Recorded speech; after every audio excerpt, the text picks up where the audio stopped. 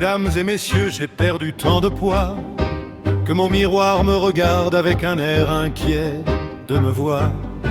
C'est à la suite d'un pari que j'ai pris au sérieux, au point de ne plus rien prendre du tout. Car lorsqu'on ne prend plus rien, c'est la faim qui vous prend. Et quand la faim vous prend, mieux vaut ne pas la prendre à la légère.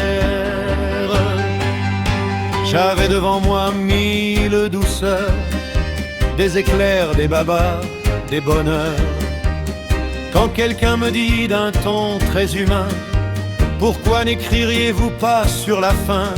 J'ai dit d'accord, puisque j'ai de l'appétit, je vais écrire avant d'être englouti. Mais plus j'écrivais le mot faim, plus mon estomac faisait le refrain. La faim, à force d'en parler, ça revient.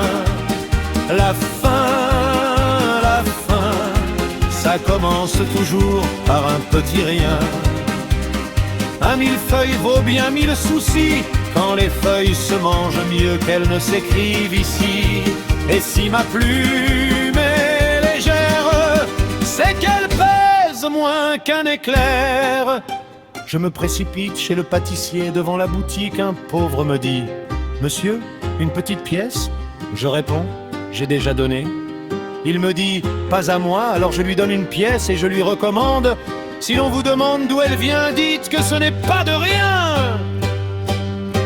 Et là, derrière la vitrine, comme une apparition divine, je vois un millefeuille magnifique, presque un monument historique. Une voix me dit que tu n'as pas mangé ça tout seul. Une autre voix me répond: chiche. Puis une troisième voix plus profonde: 2 tiers pour le tiers-monde. Je lui donne le tiers pour le tiers-monde. N'est-ce pas déjà un tiers de trop?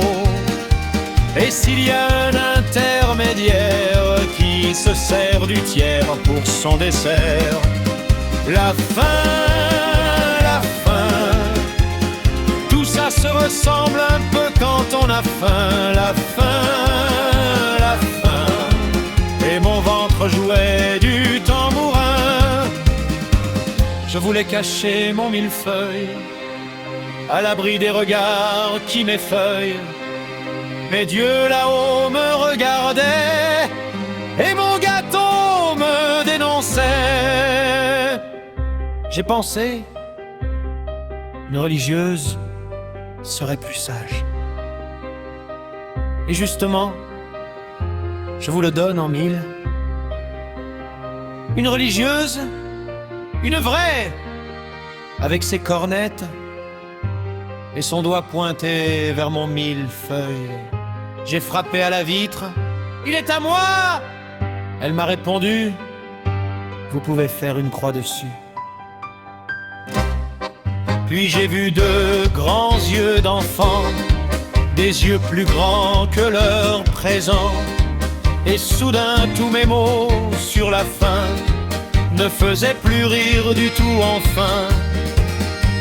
Alors j'ai acheté le gâteau et je l'ai donné au marmot. Et le petit, pour le déguster, s'est caché derrière moi pour manger. J'ai reconnu dans son secret le même réflexe que j'avais. La faim a une fin, mais la faim n'a pas toujours faim. Et parfois un morceau partagé vaut mieux qu'un discours bien tourné. J'ai mangé mes mots feuille à feuille, j'ai gardé la dernière feuille, car les gens me demandaient pourquoi celle-là.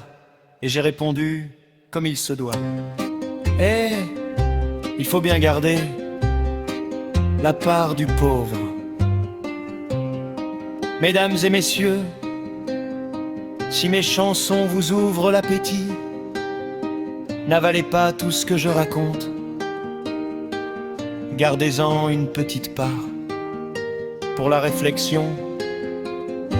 Et surtout, ne confondez jamais la fin du repas